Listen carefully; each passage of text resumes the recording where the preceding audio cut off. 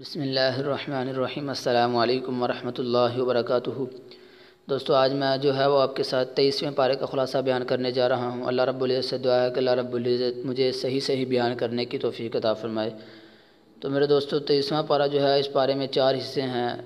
Number 1 سورہ یاسین کا بقیہ حصہ ہے اس میں، نمبر 2 سورہ صافات مکمل ہے، نمبر 3 سورہ صاد مکمل ہے، اور چوتھے نمبر پر سورہ زمر کا ابتدائی حصہ اس پارے میں ذکر ہے۔ تو پہلا نمبر سورہ یاسین کا ہے جو بقیہ حصہ اس کے اندر موجود ہے۔ اس کے اندر میرے دوستو 3 باتیں ذکر ہیں۔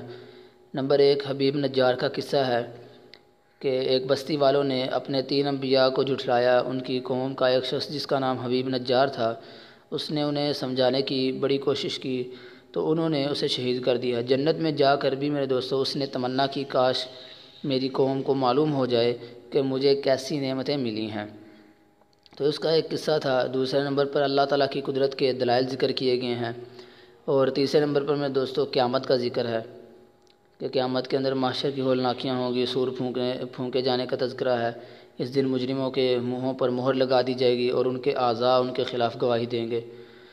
تو یہ 3 باتیں تھیں اس کے بقیہ حصے میں سورہ یاسین کے۔ آگے سورہ صافات کا ذکر ہے، شروع ہو رہی ہے سورہ صافات۔ اس کے اندر میرے دوستو 2 باتیں ہیں۔ نمبر 1 جہنمیوں کا باہم لعن طعن اور جنتیوں کا خوشگوار مکالمہ، اور دوسرا میرے دوستو انبیاء کرام علیہم السلام کے قصے اس کے اندر ذکر ہیں۔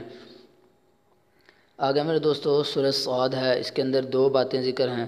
نمبر 1 توحید ہے کہ تمام انسانوں اور موت و حیات کے پورے نظام کے لیے ایک اللہ ہی کافی ہے، اور دوسرے نمبر پر میرے دوستو رسالت کا ذکر ہے کہ نبی کریم صلی اللہ علیہ وسلم کو تسلی، قریش کی مذمت، تسلی کے طور پر حضرت داؤد علیہ السلام کے شکر کا قصہ اور حضرت ایوب علیہ السلام کے صبر کا قصہ اور دیگر انبیاء کرام کے قصے بھی اس رسالت کے ضمن میں ذکر ہیں۔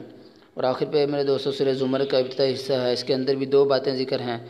پہلی قرآن کی عظمت کا ذکر ہے، اور دوسری توحید کے بارے میں چند باتیں اللہ رب العزت نے دوبارہ انسانوں کے گوش گزار کی ہیں۔ تو اللہ رب العزت سے دعا ہے کہ اللہ رب العزت مجھے بھی اور آپ حضرات کو بھی اس پر عمل کرنے کی اور دوسروں تک پہنچانے کی توفیق عطا فرمائے۔ وآخر دعوانا ان الحمد للہ رب العالمین۔